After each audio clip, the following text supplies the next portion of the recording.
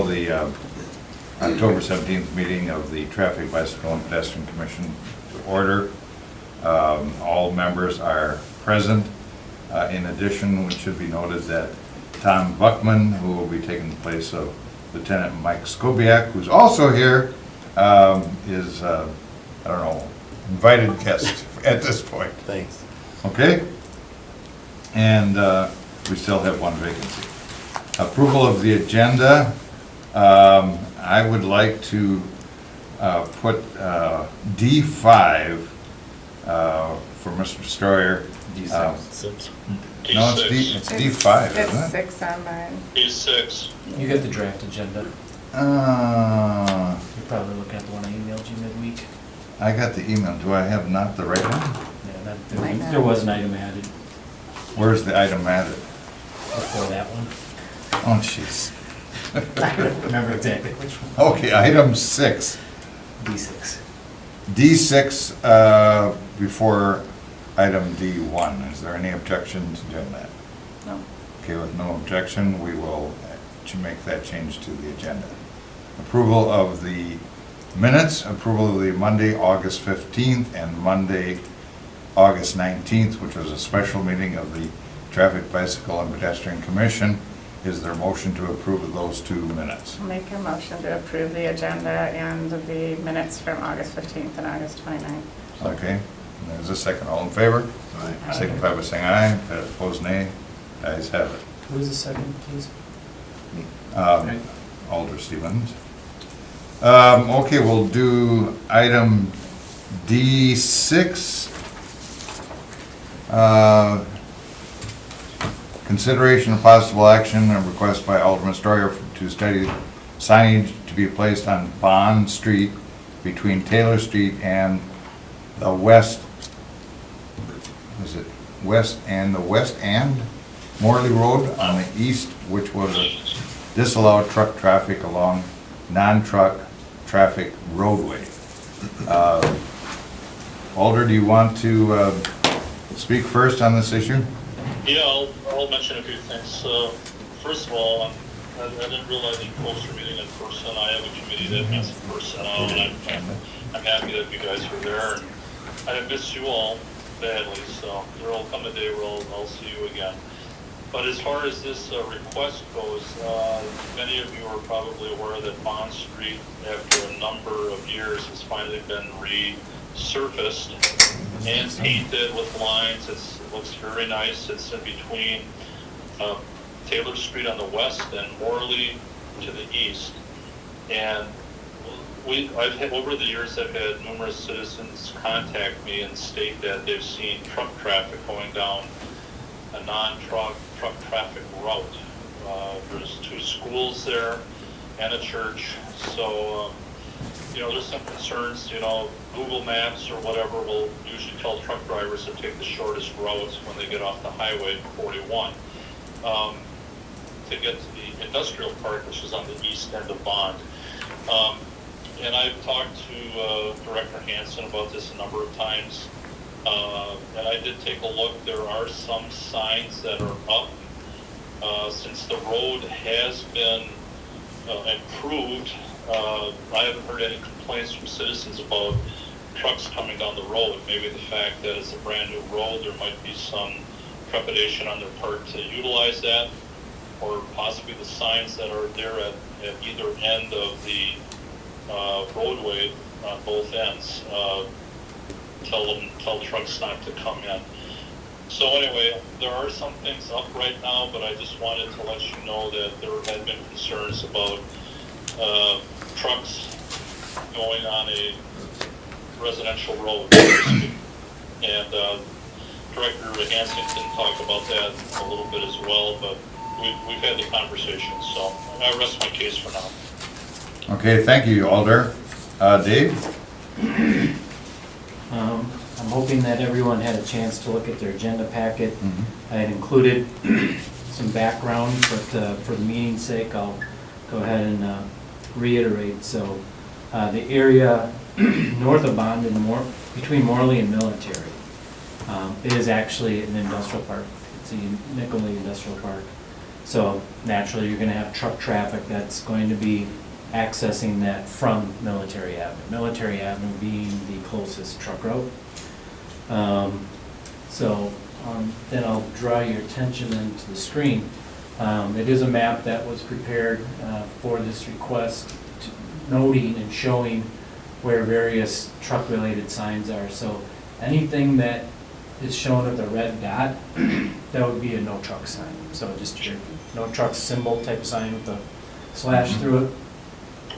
So as you can tell in this area, we've got quite the number of signs. I didn't even count it up, but we're looking at probably around 10 or 12 or so.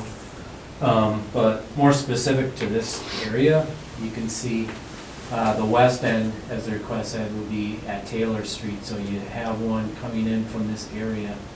One thing I also wanted to note here, anything that you see that's gray, or not gray, kind of a shaded tone here, that's actually the Village of Howard. So Taylor Street actually is the dividing line in this area, where the corporate limit is right down the center of the street. So you see the no truck sign here, and then this is Morley Road. This is the area I was talking about, Nicolay Industrial Park.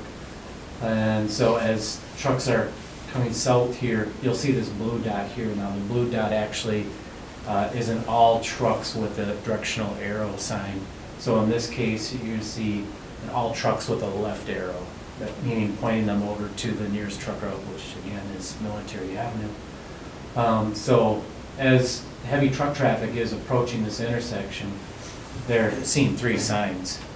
So you get the two no trucks, and then you got because basically you see them staggered that way, but it really looks like it's doubled up, so as they're coming down, they can see the left and right side of the road as the traffic is moving west. And then, like I said, with the regulatory sign pointing all trucks to Military Avenue. And then outside of the request area, like I said, we have a double up pair here just west of Military. This is the Military Bond traffic signal. Gas station on the corner, and the frontage road that also leads into that industrial park. And you'll also notice here on Delsman Street, which is another collector roadway that's south of and parallels Bond Street. So you see also the no truck signs here, and even if you're on Delsman Street, there is some on Fellows. This is more of a cut through kind of from Shawano Avenue. When 41 was under construction, we had a lot of concerns with it. That's why you see those signs there. And then, of course, over at the signalized intersection of Delsman and Taylor, which is, as we know, has seen a reduction in traffic over the number of years since Delsman Street to the west no longer exists, since that was removed by the DOT. There used to be an interchange with 41, but that's now removed. So that in sum is what we have. I guess relative or specific to the actual request. The signs do exist, they are in place.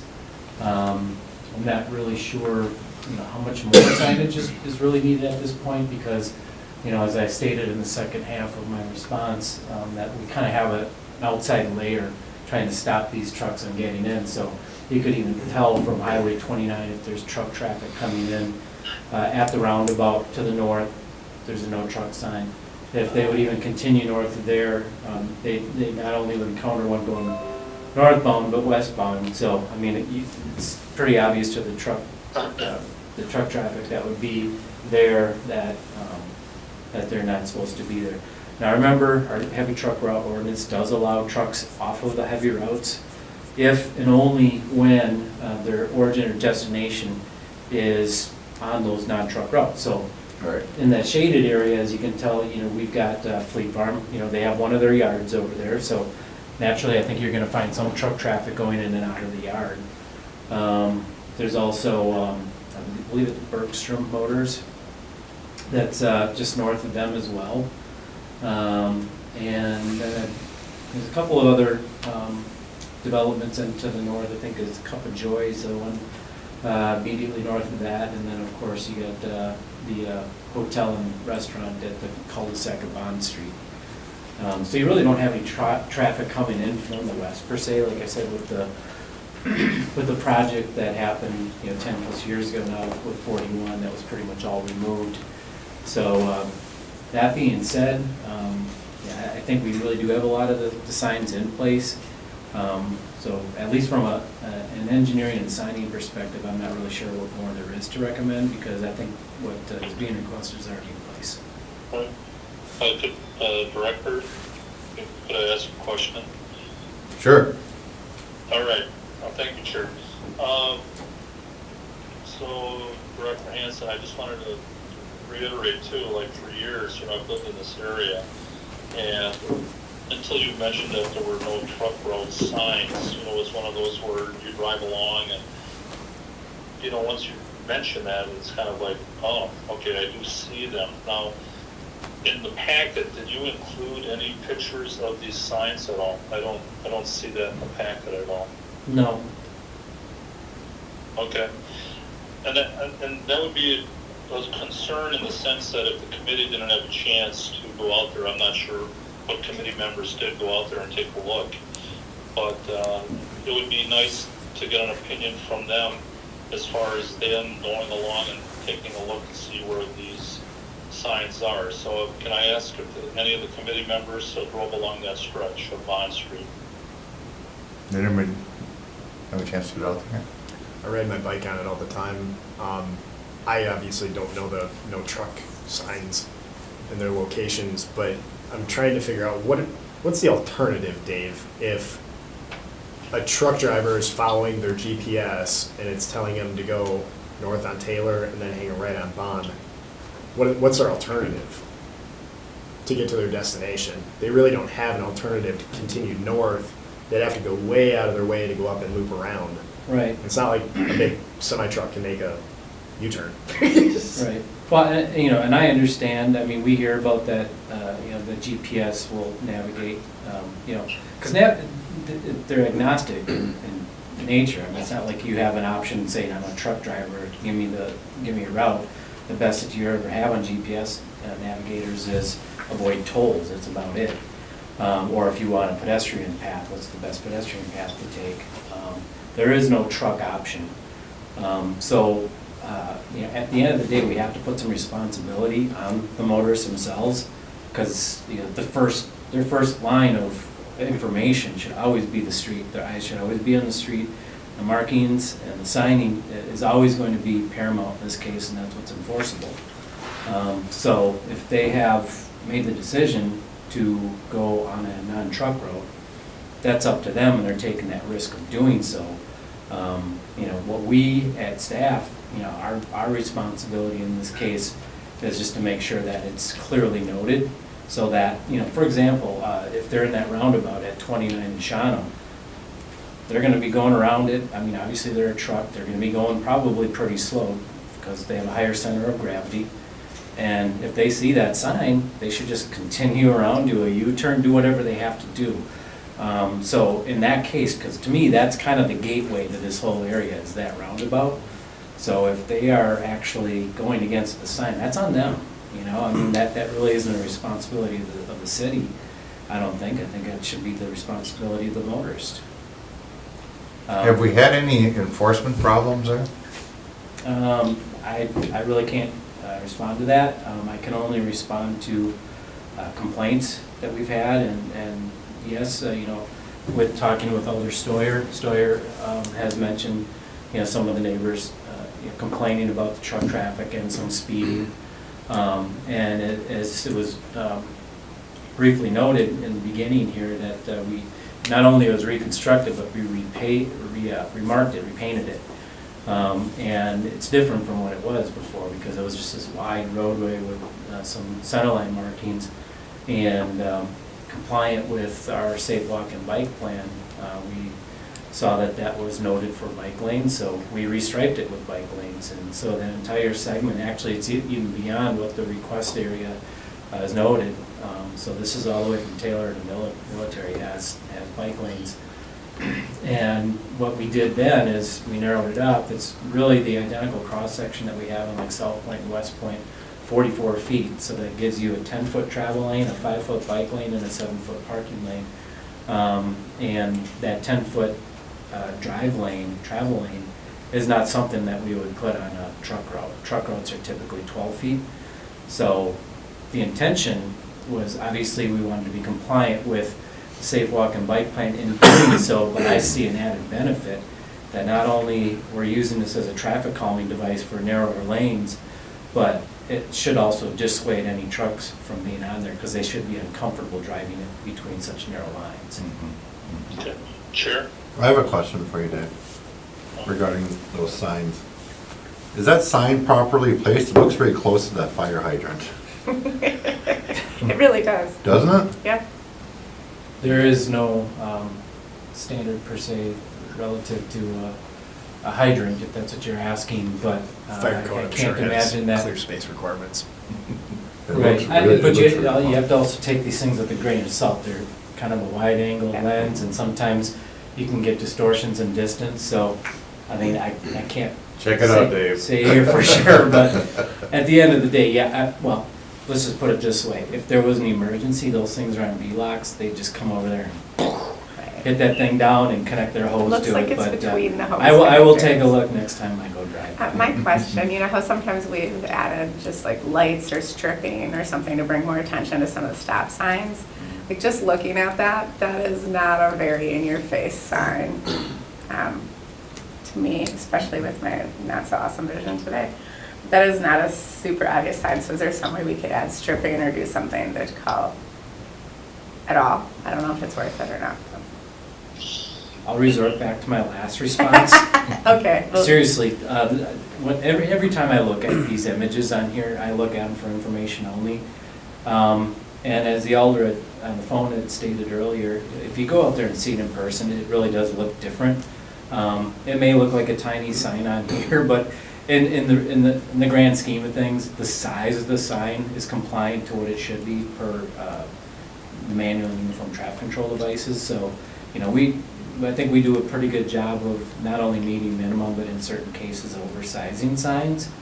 But the thing that I think to really note in this situation is that if they're coming from the south, you know, any truck coming from the south, they are passing 1, 2 signs already.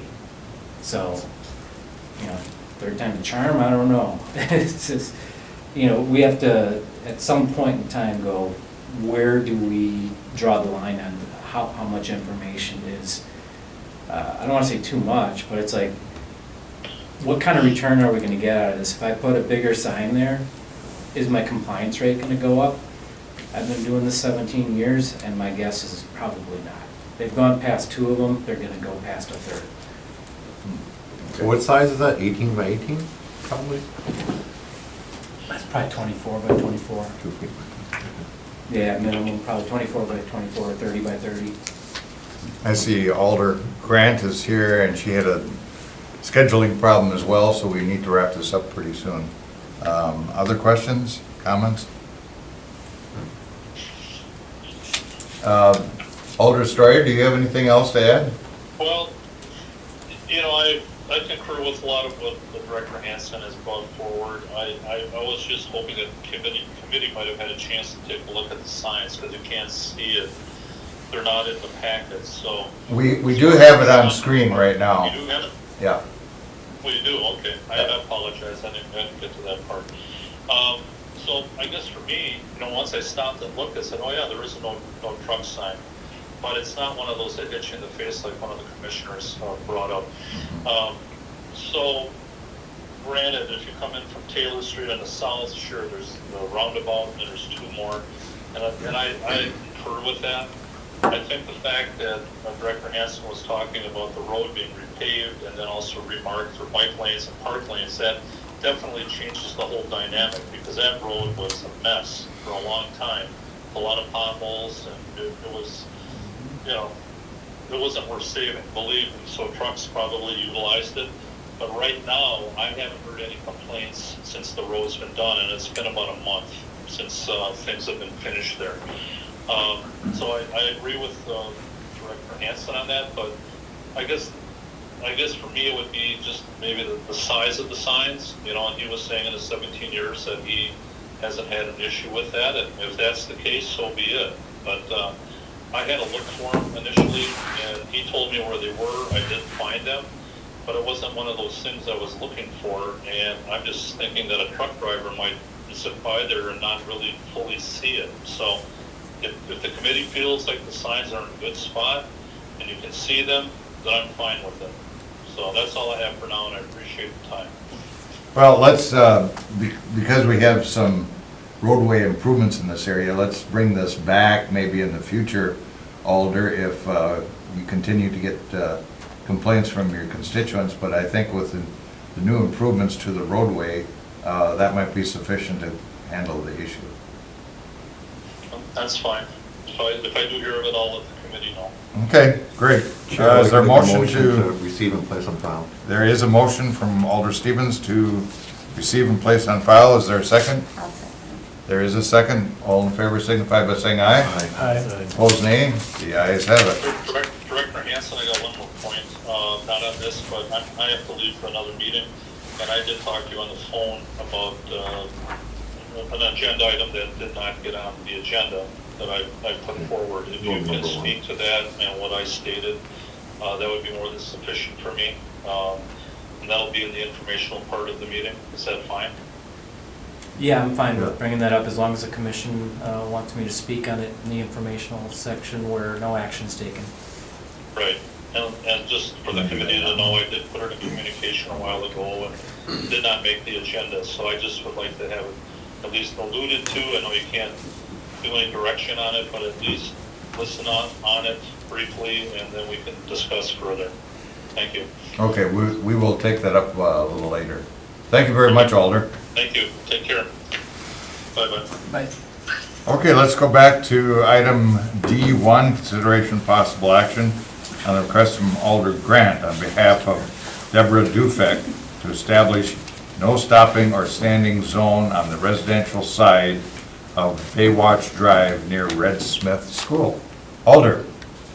Hi. Thank you. So I apologize, Deborah is unable to attend, her and her kids are sick. I did email her before, or mid-afternoon, asking if she wanted me to say anything on her behalf besides what we have talked about going back and forth. So a little background, she bought the house, there was a no parking sign in front of her house, so she was under the understanding that no one would be stopping in front of her house for pickup and drop off. When I had questioned that, because I was unaware myself of that, with staff, they did clarify that people can stop to load and unload as long as they don't leave their vehicle, which they are not doing. So I did let her know that they are not breaking any violations with that. She questioned Sussex Road, which is the other main road that tees up to it. There is a no stopping or standing, and she said, she brought it up because she had noticed no cars were parked along that road. So I, had a lot of help from city staff. I went, again, back and forth with her probably for about 2 weeks. I sent her the safe walk and bike plan. I spoke to the principal at Red Smith also about the drop-off and pickup. I've seen the drop-off and pickup plan. So I am just here on behalf of her. I kind of wish she was here. Complaints about that she has is people are turning around in her driveway and stepping on her property when they're getting in and out of the car. Again, both technically are not outside of any ordinances or laws. And from speaking with the principal, I know the plan that they have in place has taken quite some time to come to, and it's very smooth and easygoing. I live over there. I live on Yorkshire, which is 1 block off. And in the mornings, I don't have any immediate issues with the traffic, but I also don't live on Baywatch. So I know there are more houses now on Baywatch compared to a year ago even. That road is actually pretty filled in now. So I really don't see personally, I think our staff has done a good job with the plan that or recommendation that they have given the school. And I can tell from speaking with Will that the plan that he put together is good. So I don't have anything honestly against the staff. I'm just here representing the Sure. residents. So this is a constituent request that you're bringing correct. Yep. Yeah. And I've tried, like I said, we tried explaining the difference between the parking, the plan. She has gotten the plan.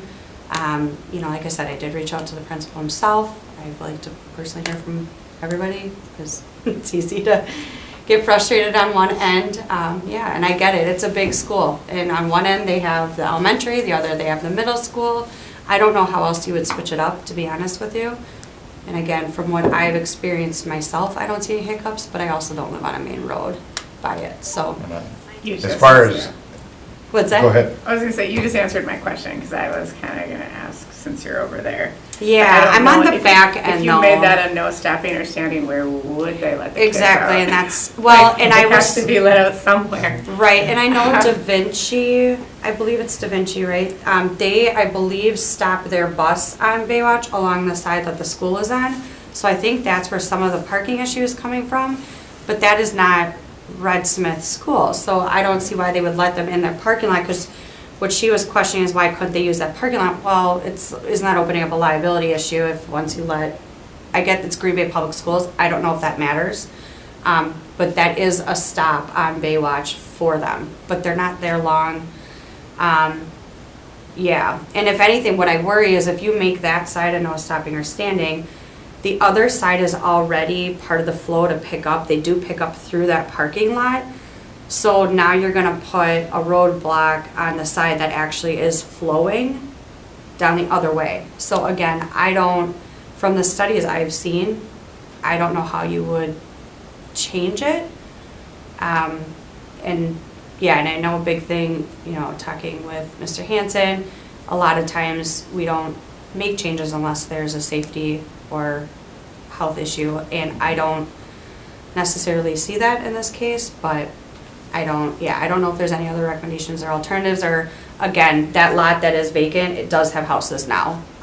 So it is built up a little bit more, but we're talking about 4 more houses. I think it is, just a lot of people don't understand that no parking does not necessarily mean no stopping. So I think it was. Well, and any signage we put up would not solve the problem of people Right. going into our driveway Right. and turning around. That's, People Well, and that's what I mean, That's nothing's not being, gonna and I did solve. let her know there's no violation of that. And technically, someone's stepping on her property, the first 4 Isn't feet their is property. city anyways, and I did let her know. I was very open with what is enforceable and what is not. Sure. And Willie has said that he's, yes, he gets phone calls, but he said this year and last year have been probably the least amount of complaints from parents with neighbors with drop off and pickup, and that's why he felt it was a very good plan at this point. But yeah, so I just know that road has changed a little bit. So wanted to see if there is any difference in the recommendation or anything new that you can think of, but I don't personally see any change, but you guys are the experts. David, Did you get a chance to read my background? I think Yep. I was very clear and concise on, Yep. on at least our staff position. The only thing I'll add to what I put in the background was, I will confirm all the statements of Alder Grant relative to Principal Willie, I forget his last name. Yeah, I know he just goes by, But it's I know, Willie. I know, I Willie. feel weird calling him Willie, but. You know, but Willie's been the principal there for many years, and prior to most of you, if not all of you on this traffic commission, those items came forward to this body, and there were changes made. We spent extensive time actually working on the plan, working on an educational plan and maps to get out to the parents, and just getting it to work, because it's a very unique school, because you've got elementary and middle, and then they kind of split it up on how they release them and drop off. So it's very unique in how segregated it kind of is, yet it still has to work. So it took years for us to get this down. So that's, the only thing I would caution relative to any change is that it needs to be well thought out, and I think that the school should also be part of the equation if this happens, because they need to know, because with every action there's a reaction. Just like you hear in science class, this is really no different. And around schools, it's especially important that, you do one thing and it will change the behavior as long as we have enforcement on it. So if we completely remove that from the north side, any sort of activity there, it's just going to push them more to that south side. The only thing I would say, from a safety perspective, is that if, it's just really crazy, we've had a lot of reports of near misses or even crashes or anything like that. We don't have any of those documented. I have no idea if I've heard of anything about near misses at all, as in kids going across the street to get to the car. But I'm not aware of any of that. I would think that. That is 15 miles an hour in that zone. It would be when children are present, Yeah. yes. So, and I would think that Willie would have brought up something like that, like, yeah, we kind of are having an issue over there, and maybe this could solve that or whatever, you know, I think he would have brought that up, because he was very knowledgeable, at least from my recollection, when we were working on the initial plan, so. At this point, I still maintain the recommendation to receive and place on file, and if we get more information in the future that we could resolve a safety issue with such an application, I think we bring it back. Can I ask a question? And one thing I guess I didn't get a chance to ask you is, are you aware of that Da Vinci bus? Does that sound right that they're stopping on Baywatch? And is there maybe an alternative? I know we can't, you know, it might be difficult to completely make it a no stop or standing, but is there a way to make that bus, because that might be part of the problem, are they allowed in the school's parking lot since they are part of Green Bay Public Schools? Could they, I know I don't think that other parking lot by the park is wide enough for a bus to turn around, but I guess I didn't know if we could I don't want to say compromise, but maybe alleviate one headache by maybe finding a different spot for the Da Vinci bus. Do you know what I mean? Like, I don't know if we can fix the big problem, but maybe that's something that we do have some flexibility with, and I don't know what the terms are with that, or like I said, so I don't know if that's something to consider. Can you talk to the school on that? I mean, conversation can be entered. I guess we really have to know what the concern is with the Da Vinci bus. I mean, do you know Because the where is parents Da are Vinci- waiting on that road for them, and they stop right on Baywatch, so they're staying right close to where the bus stops to get the kids. So you're just saying that you have one Da Vinci bus intermingled with all the parents on the I south think side? they drop a little bit before school releases, I believe. See, and that's the thing I don't know. I do have someone who's on the neighborhood association with me on Baywatch, and she brought that up because she was a little concerned with the traffic going this way for pickup because it's hard for kids to see when they're coming out. I'm hoping there's a crossing guard on Sussex by Baywatch, but it's so backed up that it's hard to really see if cars are coming around them until the kid's already sticking out. So she mentioned, she was actually the one who brought up the Da Vinci bus. So that was a little concerning, but this was not Deborah, who I'm on behalf of. It was just an observation that she saw. So yeah, I don't know if there's a crossing guard there, and I don't know if there's a better spot for the Da Vinci bus, again, to maybe alleviate some of the complaints. Right. If we can't fix all of it. Yeah, relative to the guard, I don't believe there's one at Baywatch in Sussex. I think there's one intersection south. But relative to bus positioning for pickup and drop off, all of that's always flexible. I mean, I know I've worked with Lamers in the past, some of these other bus companies, to get them to move. You know, like we had a double parking issue, I remember at Washington Middle a number of years ago. And really, you know, if you can just enter into some discussions, they're usually really flexible. They just need a place to go, you know? Right. And if we're pointing out that there's a concern relative to, you know, coming in and out of those driveways or whatever, or it may be difficult to see children crossing because you got this large bus in the way.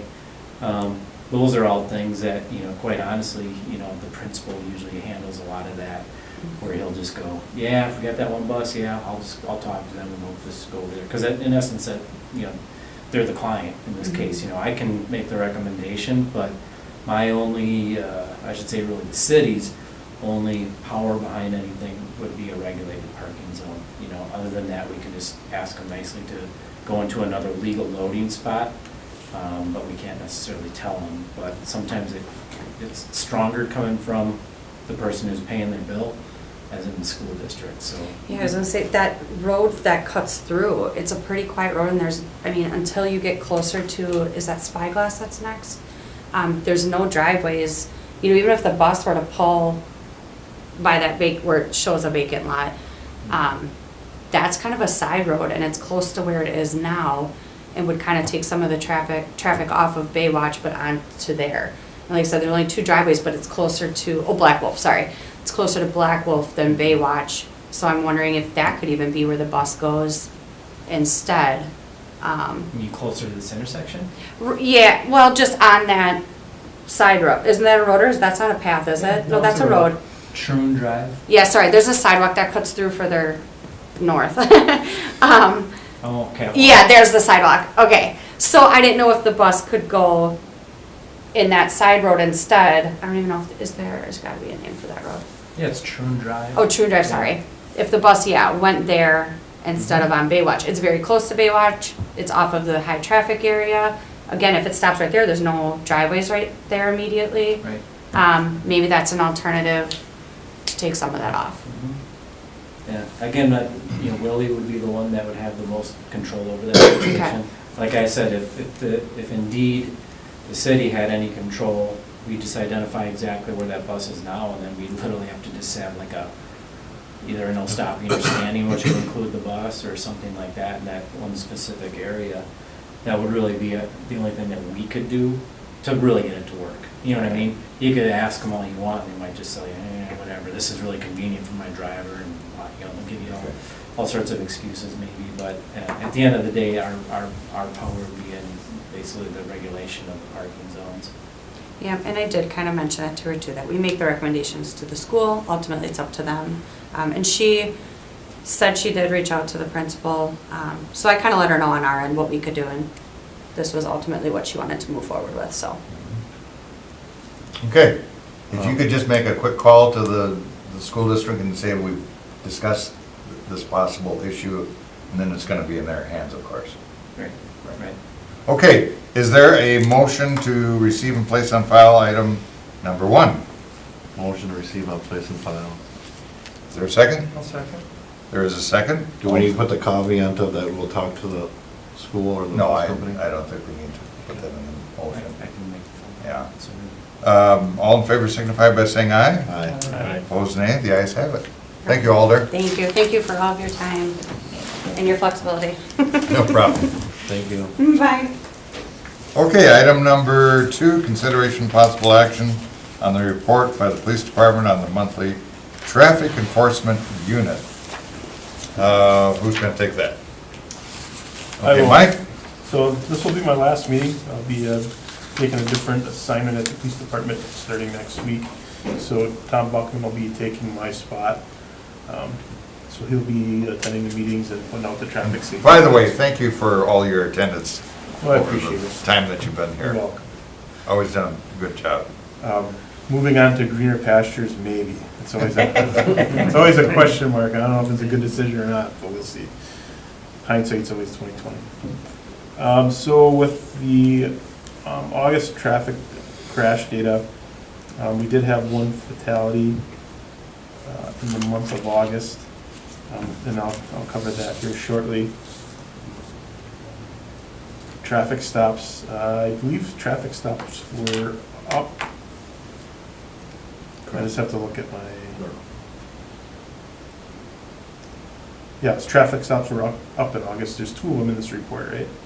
Okay, yeah, so there's August and September. So in August, we had 1 fatality. September, we didn't have any fatalities. Traffic stops dipped a little bit in September, but we also had our speed task force grant funded overtimes ended at the end of August. So that's probably part to do with some of the lower traffic numbers. However, interesting enough, citations sort of shot up at the same period of time. Accident-wise, everything holds pretty steady. With some of the areas of focus, one of the areas it didn't highlight from the state DOT for September, but I believe it did in August, is Packerland and Mason. And that was an area that also was brought up at the county traffic meeting last week by a county supervisor. Just the increase of accidents at Packerland and Mason, and I believe, I forgot to grab the sheet, but I think we were at 9 accidents this year with injuries at that location, or 9 injuries, and a total of about 20 accidents at Packerland and Mason. I know it's slotted for reconstruction in 2023, Is that correct? There's some modifications that the county is moving forward with for construction for next year, such as closing the medians on Packland. Since it's a county-driven project, Packland is more the focus, and all those frontage roads that are coming in, they're going to be closed, kind of like when 41 was constructed, if you remember, but in a permanent fashion. And then some other turning movements in and out are going to be added in order to, in essence, kind of make up for those lost turn movements that are being lost. So Mike, do you have the time frame that most of those accidents are occurring? Because I imagine after the Southwest High School gets out, that would be a high traffic area. I don't have the times a day. One concern was the teen drivers. And that's something that the county really focused at.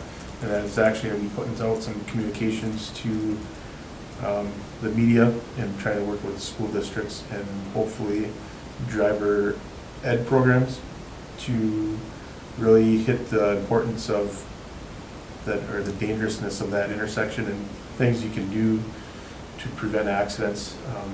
One of the main causes of accidents were failure to yield to the right of way while making left turns. Particularly westbound traffic turning south onto Packland. And it was identified that maybe possibly one of the factors in that is the northbound turn lane from eastbound Mason to northbound Packland, especially with larger, because I think that's a truck route, trucks making that left-hand turn block the view of the westbound traffic, making the southbound turn. And trying to really hit the education aspect of the community about maybe some alternatives to alleviate the problem. Maybe only turn on a green arrow would probably be, one of the easiest things to do instead of trying to sneak out at the intersection and make a left turn, kind of a blind left turn, and take your chances. Wait until you have a solid green arrow where you should be clear to go. But is that turning movement going away now with the reconstruction? I think the lights would be updated, so that'd be a different style of light, and that'd be a question Dave could probably. Right. As part of the scope, we are not changing the traffic signals. The only thing that we would be modifying is we're adding a crosswalk on the south leg, so then pedestrian signals and buttons will be added. But for the actual signal itself, like for the movement that Mike is describing, the answer is no, there is no proposal at this point in time. We've gotten a lot of interested parties in this project, and I think in essence, what's kind of happened right away was scope creep to it, where everyone wanted to get all these problems fixed. And these are obviously issues that need to be looked at. But the county was kind of looking at a quick fix on, let's get this frontage road taken care of. I wanted to bring this up for kind of this discussion because this is what's called community maps. This is a website that's available for anyone. It does have a login feature, so you can get some built-in like predictive analytics that are involved with it, but anyone in the public can actually look at this website. So all I did is I did a search from 2017 through today, and looking at basically all accidents minus anything that says no apparent injury. So like a property damage only, I just excluded those, and any deer crashes, which you're really not going to have anyway at this intersection. So I think it's interesting to see that these different colors are actually going to be the various severities of the crashes. And you can just see there's a cluster here at that south frontage road, and then usually at the intersection it's in this, they're showing it more on the south end, but I think a lot of that has to do with you've got an eastbound motorist wanting to take a left or go north on Packland, and then you got someone in the opposite direction, that westbound to southbound turn, and then they have what's called a negative offset situation. You see that built into a lot of older roadways where you just can't see around. You compound that with, you got a slight crest vertical curve at that location as well. So I think we've all probably been through there and can agree that that is a little bit difficult to see, especially because you got truck route meets truck route. So if there's a larger vehicle taking a left, it's nearly impossible to see around them. You almost have to wait either for the next cycle to take a left or you have to wait for, you're in the intersection and it's a yellow and you see that everyone's kind of passed, and then you take the gap legally on your yellow and red clearance phase of the signal. Is this a candidate for a roundabout? I would say all signalized intersections are candidates for roundabouts. I would say probably more in the grand scheme of things, yes.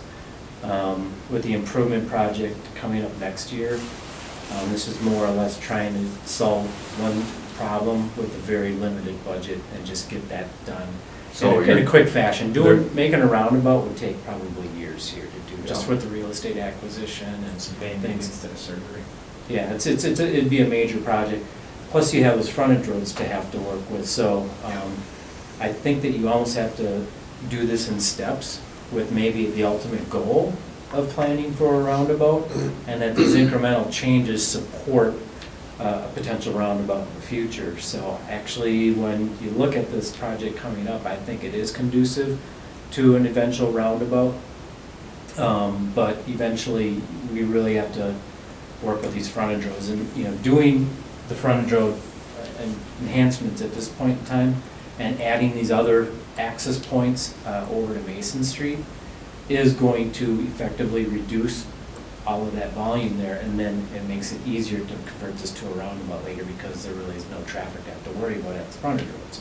So, the answer, that's a long answer I to have your a question. question, because I don't recall. Greg? Traffic signals on, say, Packerland left, going both ways. If it's green, is both sides of traffic moving at the same time? Packerland, yes, this is what, I'll Can just. can we change the signal so you're heading, I don't know, heading one way, that the other lane heading the other way from Packerland, and the other ones that they're stopped? Right, yeah, and this is kind of what Mike was alluding to. I don't know how you and We call had it, some but- discussions at the Brown County Traffic Safety Commission meeting. Both Mike and I were present at that meeting and involved in this discussion. One of the things that was discussed was putting a protected left turn, or that or a flashing yellow arrow at this location. And it is something that could be considered, given the high number of crashes. The one thing that you're always gonna, with every improvement, there's usually some sort of a side effect that's gonna happen. And in this case, we have such a high volume of left turn traffic that wants to go west to south at that location, that if we went protected only, meaning there's a green arrow, a red arrow, and then a red arrow, meaning there is no waiting for gaps in traffic, you have to wait for the next cycle. That being said, that's going to increase the queue size, and then, of course, we'd have to make sure that there's enough queue storage space, that it's not spilling out into the through lanes. Because if it starts spilling out into the through lanes, then you have a propensity to increase rear end crashes. So there's always this give and take that happens. And that was actually one of the things that I mentioned at that meeting, is that I think it at least should be an option to be explored. It's not a bad idea by any means. It's just, we want to make sure we're not going to create ancillary issues or maybe something worse. But the type of crash that's happening is a pretty severe type of crash, so maybe this mitigation would be warranted. So can we try that on a 2-week period or a month period to see if it'll work? No. The reason you can't is that we don't have the equipment in place. Oh. It's switching from what the existing is, we call it protected permissive left turning. Green arrow, yellow arrow, then there's a circular green ball and or a flashing yellow arrow, means the same thing. That means you can permissively go. So you have a protected phase and then a permissive phase, so protected, permissive. Converting it over to a protected only, you have to change the guts of the signal. You're replacing a lot of equipment, and I can tell you that this signal is very old. We have what are called trombone arms over the roadways. We haven't been using those since I started here, we haven't installed a single one. We use a mono tube, and that gets rid of all the signal equipment in the medians, because that's where we have the most signals get hit, is in the medians. So years ago, we started getting rid of them, and it's obviously helped us out a great bit. And it's better too to get the signals over the street too. They're easier to see by everybody. But in this case, if we had to do that, obviously standards now have changed, and we would literally have to replace the signal system there. And then we get back to the discussion that Dan brings up. well, if we're gonna eventually go to maybe a roundabout, do we really wanna invest $250,000 in signal equipment? Is that really good use of money? So all these things get discussed in the planning phases. Well, I'm assuming, Dave, too, that when the county's project next year occurs, you don't want to throw additional things into the mix. You want to see what that does, give that time to flush itself out, see if there's improvement, and then reassess for additional improvements at that time. Right, I mean, I think I think we know what's gonna happen as a result of next year's project. Because once you eliminate the frontage roads from going across or taking a two-stage gap, meaning they're taking a left out of there, it's going to, all of these down here that you see, these will go away. These will just, they'll go away. You might have a few side swipe type that'll show up, but over 5 years, you won't see nearly that many. So essentially- But so, to answer your question, this is gonna get solved, but the one that we're talking about with the left turns, Yep. unfortunately, this project is not addressing that. Right. So eventually, though, we're talking about right-in, right-outs for each one of the frontage roads. Correct. That's the solution for right now. That is a solution, and as some of you may have noticed, I believe Craig, you may have brought this up a couple of meetings ago about some of the social media attention to the reflectorized back plates. That was a project that I did earlier this year. That, again, it was with the intention of actually drawing the attention to the signal rather than trying to, create some sort of, well, maybe I can take this gap. It's like, no, you should really be looking at your signal and be more cautious about this. I do have to comment, they are bright at night, Mhm. but during the day, I didn't think they were bright. Right, yeah, it's, it's going to have some benefit during the day, you see the most of it at night.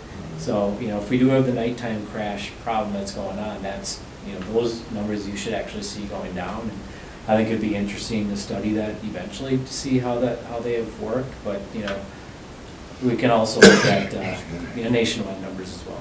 So the current equipment that's out there now, can we stop 3 lanes but keep 1 lane green and rotate it that way? I guess I'm not exactly following you. So you got Which east direction? and west on Yeah. Webs on Mason. Main. So you say you have east traffic going, you stop all other traffic and let east go for a couple minutes, then turn that to red and then make the other side of Mason go, Right. and then do the same for Packerland. Can you do it? Yes. Is it a smart practice for efficiency? It's one of the worst, actually. We do that, actually, I just 2 mentioned signals to because the, we do Mason that. and Maine is doing that now, Um, later in the day. I know what you're talking about. That what you're seeing is what is called a lead phase. We're not actually doing what you want, which is what we call split phasing. If you go 2 intersections to the east, on Hinkle at Mason, we actually use split phasing, but on the side street. What you're asking to do is do it on a main line, which is not anything that's very common at all. We did that at Mason Taylor, you may have remembered this years ago when that was a traffic signal. We did that way. Shawano Taylor, before it was a roundabout, we did it that way, but that was on Taylor Street. But on a main line, it's actually, you can do it. It can help in the situation. I would actually go back to the other option that we were talking about, is I would first explore going protected only lefts for that one movement that we're having problems with. I actually think that it would work, but I think that we may have capacity problems. We've got a pretty long left turn bay, I'll give it that. But it's long for a reason, because we use it. It gets used at sometimes, and I remember when I did my last timing update on this, when I was doing some citywide work about 10 years ago, I had to go back on this one and start adding more green time for that left turn phase because it was starting to spill back. Now, that's a number of years ago. Traffic has probably increased in 10 years on all approaches here. It just does. Our area's gotten bigger. So my guess is that if I went to protected only, it's almost a guarantee that we would get spilled back. Then we would, in order to do a project like that, we'd either A, extend that left turn bay with, construction, we'd literally be ripping out concrete curb, or B, if the room is available, which I don't think it is you would go with dual lefts, kind of like what you see over at Mason and Military. On Military, where we've got 2 left turn lanes, we got a number of intersections that are like that. You could do that. What about the way Mason and Military is set up now, where southbound and northbound Military, it's all one direction first, including the left turn, green arrows. The other side doesn't move. And then it's green both directions, and then it's a protected the other direction, Right. green. If you were to do it that way and clear out eastbound Mason first, you get rid of those trucks that are sitting in the queue waiting to turn left, so that when you have straight, they wouldn't have the trucks. They sometimes might, but you might be getting rid of those trucks to block the view, and then they'd have the protected green at the end. Yep. That is an option too, and like you had mentioned, Mason Military, and then also. Can we do that Shell currently? Military, that's what we call lead leg phasing. We actually did away with that. That is something that we used for years at Mason Military. We actually changed that within the year. I don't know if you remember last year when we constructed new signals along West Mason Street from Fox to 41. As part of that, we actually did some experimentation with protected only and flashing yellow arrow and alternating them. Peak hours, obviously, you want to still be more restrictive because that's when people are going to be making more interesting moves, maybe some bad judgment. And then when the traffic is lighter and those gaps are available, when we go to that protected permissive. So that intersection actually is quite state-of-the-art, at least when it comes to the complexity of the programming and what we have out there. But again, I'll go back to originally what we said. Can these all be done? Yes, but they are all, in essence, capital improvement projects. I wish we could do something like that, but in essence, we have to meet standards now when we bring things up. Well, we always have, but standards always change. And, you need to have X amount of traffic signals per lane, per movement, all of that. And it's like, it just becomes a big project then. But yes, those sorts of things like Tom had brought up, they definitely would be an option. Mike, we got diverted a little bit, but it's been very educational. So Packerland in Mason continues to be one of our highlighted focus areas for enforcement. Mhm. And it will be one of the areas that we focus some of our grant-funded traffic enforcements on, which I just got notification late last week that we are approved for our OWI BOTS-funded grants and our seatbelt enforcement grants. So the grant year, BOTS grant years go from October through September. So we have the same funding as last year for both of those grants. So those just got approved, and we'll start seeing some deployments next week. So Packerland and Mason is going to continue to be one of the areas that we focus on, just because of the high volumes of traffic and the crashes that we're seeing there. Mike, can I just ask for a point of clarity? When you do an enforcement sting on Packerland and Mason, or an intersection similar to that has this type of crash problem, what exactly are officers looking for pullover? Well, it's easier if we have speed grant funding, however, that doesn't extend all year round. So we have clicker, ticket, or seatbelt enforcement and OWI enforcement. One of the regulations for the grants for clicker ticket is 6 p.m. to 6 a.m. for half of the year. So it's kind of hard to do seatbelt enforcement after 6 p.m. in the winter. So what officers will typically do is look for speeding. So that's a kind of a secondary objective, is speeding. Or if we have area with like a lot of red light violations, red light violations. On most of these deployments, we have 10 to 15 officers working. Obviously, we're not going to put 15 officers in that area, but we give them a general overview of what, Packerland in Mason's target area.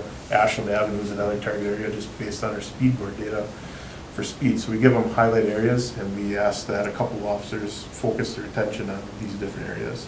So we would focus, mainly this intersection, probably speed, because that's always a factor. And if people People see a cop in the area, they sort of drive different.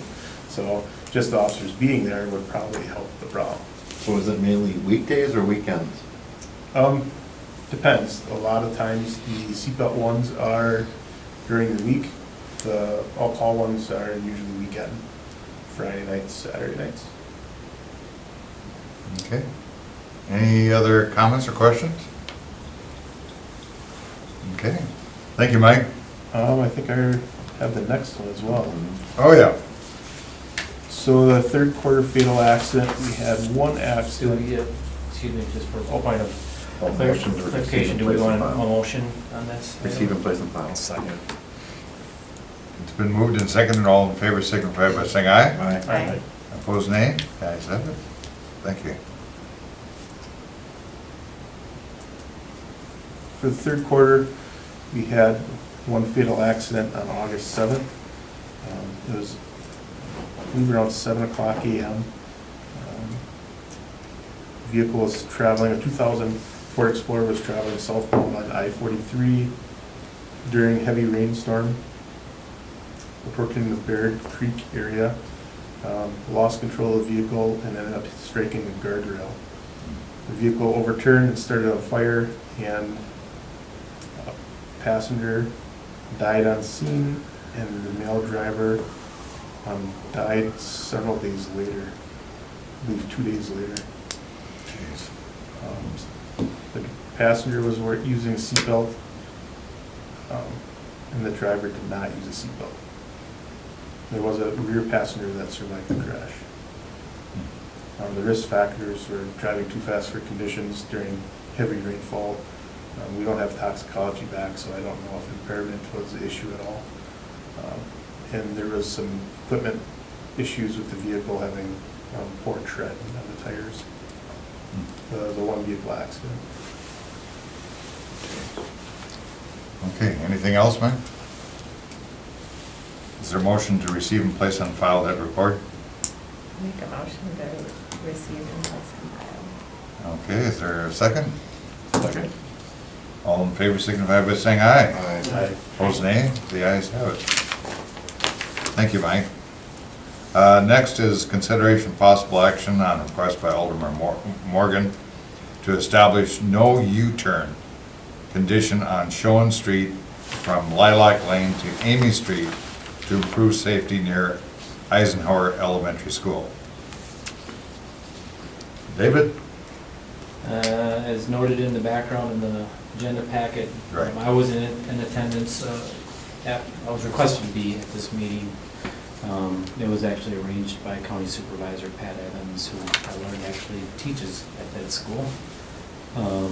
As well, or in association with their associate principal, the alder, myself, and of course, the observations for U-turn traffic. That was our goal, to see if we could see any.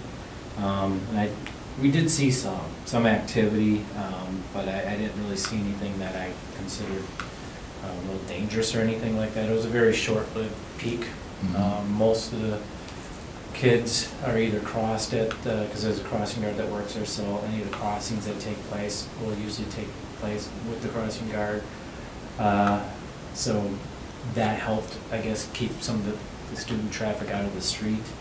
But I think some of this may be stemmed, because over the years I know that we've had, especially one gentleman that was really close to Jean Street that didn't particularly like some of the turning around movements in his drive apron, so he would place cones every day to kind of prevent some of that movement from happening. And so then what happens, these people just, if there's available width, and that was a lot of the issue, is that you really wouldn't find it happening unless it started thinning out and there was actually the ability to turn around, because if you got vehicles on both sides, it's not really No, conducive no, to no. a U-turn condition.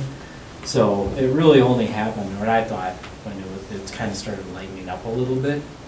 Otherwise, you really couldn't do it. So, Now, I see you don't have a recommendation. Do you have a recommendation now?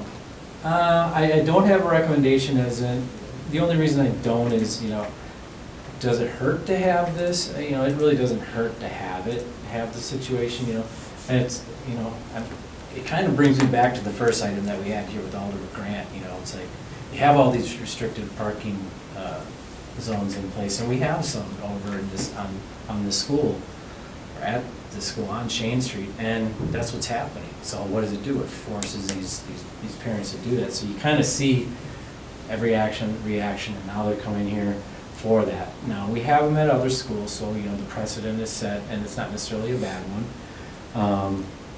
But, you know, at the same time, it's hard for me to make a recommendation unless I really see something that we're trying to correct, like a real big problem. And again, I only had one snapshot in time to see this, and, you know, everything else has just been from discussions that I've heard, so.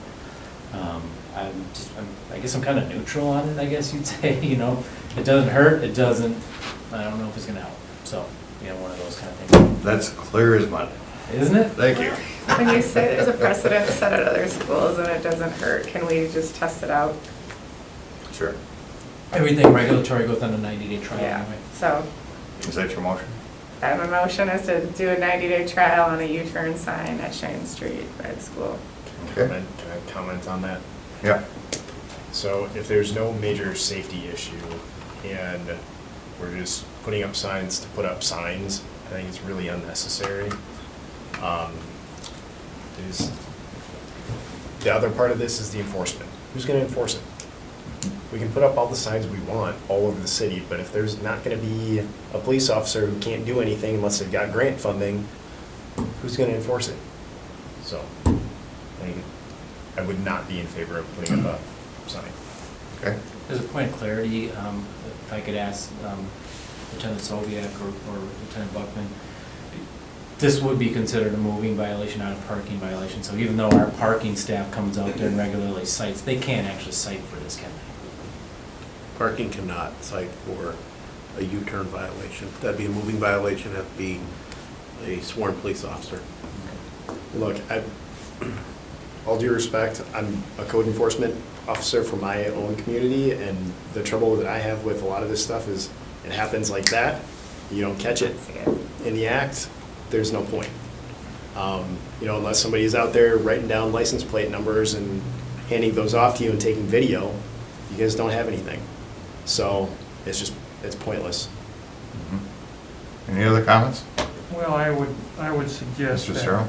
to say it would improve safety. You know, I guess I don't see a big safety issue here, you know, coming screaming at us, so I guess I wouldn't be supportive, again, to the commissioner's point, just to start putting up signs, so.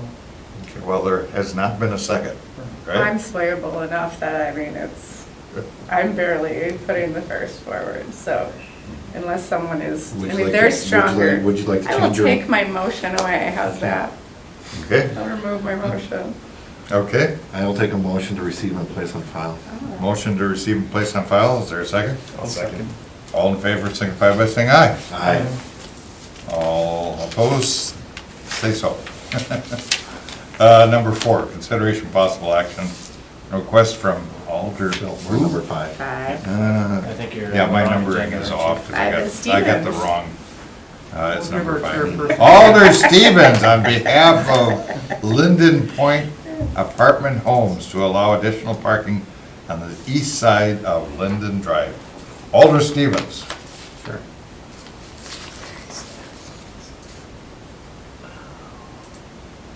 Want to zoom that in more?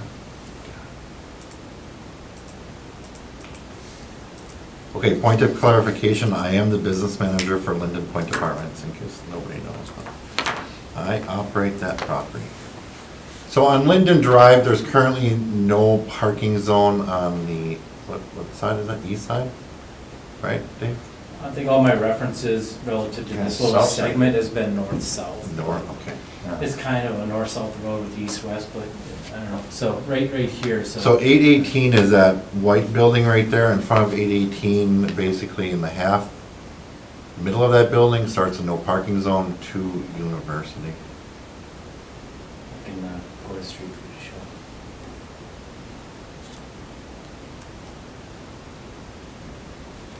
So I've been living on Linden Drive probably the last 23 years. And about 20 years ago, that no parking zone right there was in place because of the two neighbors across the street. Well, one neighbor has now passed away and the other people are no longer living there. So bringing this forward to remove that one no parking zone to allow additional parking on Linden Drive. Is that a problem because of the mailboxes? It was a problem at the time because of the previous neighbors that used to live there.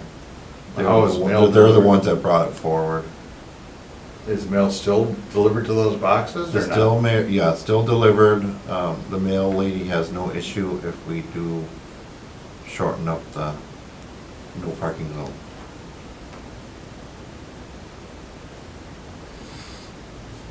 That's an old photo. How Well, much if we would could you want shorten up the short? no parking zone. Basically, right there is a no parking, Make that the limit? yeah, Where we'll the start right double there. sign is? Yeah.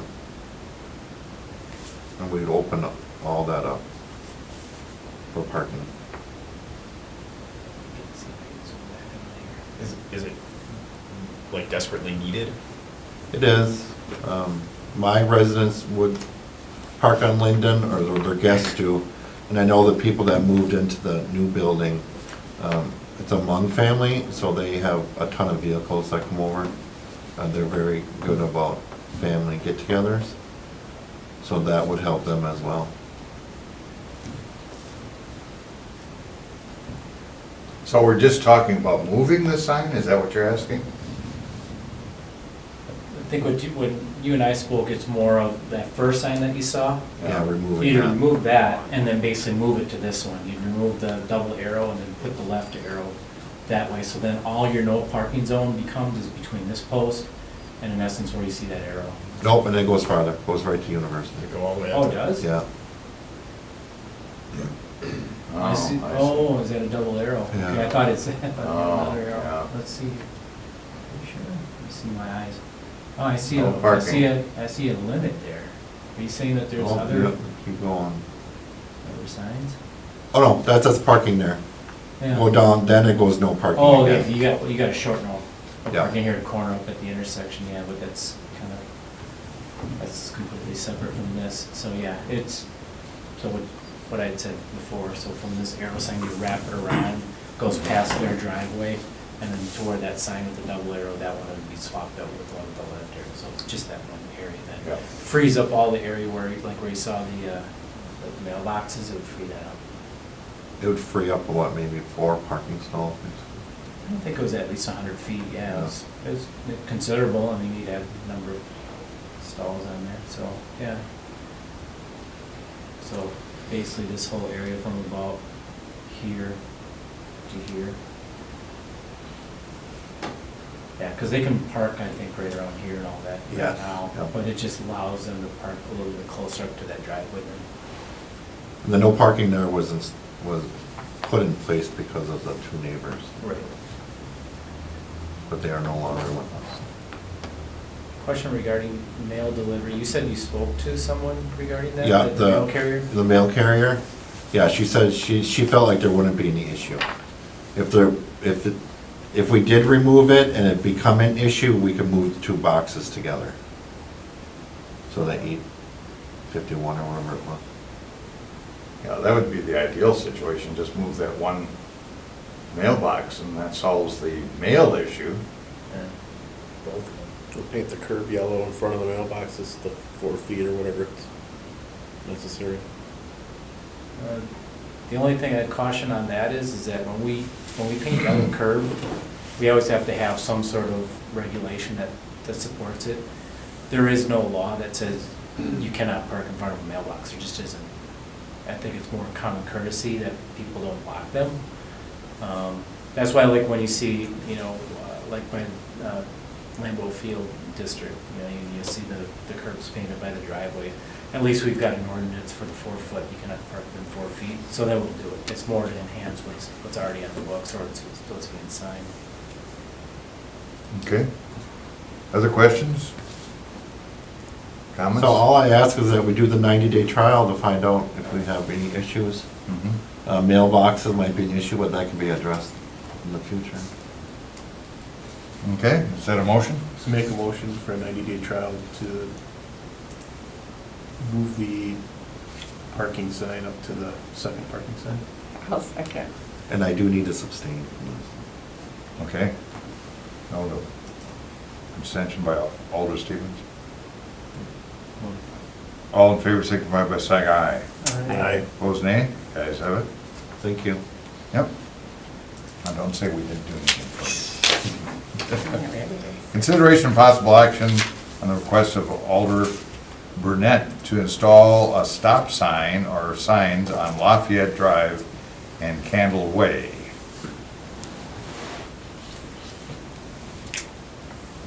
Dave? I had a conversation with Alder Burnett this afternoon. He apologized, he wanted to attend and get the requester to attend the meeting, but that was not possible. And he's asked that this item be held or postponed to the next week. Okay. I'll make Is a there- motion to hold. Is there a second? I'll second. Moved and seconded, all in favor signify by saying aye. Aye. Opposed, nay, the ayes have it. Termination periods, we'll take a motion in mass unless there is an objection on any of them. Dave? No objection on my end. Okay. Is there a motion to take all the termination requests in mass? Make a motion. I'll second. It's been moved and seconded, all in favor signify by saying aye. Aye. Opposed, nay, the ayes have it. Next meeting, November 21st? What's the informational meeting that Yeah. Alderman Stoyer wanted to Mhm. cover? Right. Yeah, there was an item that was inadvertently left off of the agenda. It was places of communication that he wants to have on the next agenda. It has to do with pedestrian and bike crossings of streets and safety concerns over them and possibly putting flashing yellow lights at them. That's roughly how it was phrased. So I told him, I said, yeah, we can, as long as, he just wanted the committee to know. Are there specific locations or? He did Yeah, not just list any broad. specific locations. Right. I could Well, give you several suggestions of where they could go. Right, right. And the nice thing is that, I think we already have something to bring forward to him, and I think everyone here on the table probably knows what it is, Yeah. so. Can yeah, you question him if it was school zones that he was thinking about? I thought that's what it was. He did not mention any particular schools. Because if that's the case, we already have a plan in place. Correct. He may want to just withdraw it. Right. I was hoping to have a longer conversation with him. I could not. But I may speak with him between now and then, and if he decides to withdraw his request, then that'll be up to him. But at the end of the day, I think we will have a pretty concise response for him. And maybe just a reminder of what he had voted on back this summer. Thank you. Okay? I just wanted to bring up Yes. that the background information that you provide, Dave, is really appreciated. It's very factual. It's very helpful. And we, just to inform us and give us background and some history. It's very well done, and I appreciate it. I'm sure all the other commissioners do. So it's Well stated. job well done. Thank you. Thank you. Is there a motion to adjourn? Nobody wants to adjourn? Motion adjourned. Mike, I'll is there a second? There's a second. Pat, all in favor signify by saying aye. Aye. Opposed, nay, the ayes have it. Thank you very much, everyone.